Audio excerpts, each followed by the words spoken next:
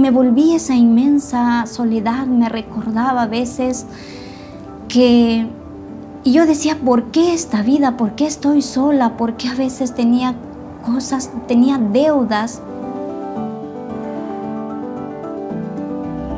Имаше едни моменти, в които малко, може би вече като пораснах, но почнах да чувам, примерно, дишане под леглото, почнах да сънувам един и същи кошмар по едно и също време на вечерта да се събуждам и да се пуска сам телевизора и някакви такива работи. И си викам, окей, нещо съм отворил, някаква вратичка, дето не е трябвало да отварям. От 1 до 10 преди да открия Бог, живота ми може би на 6.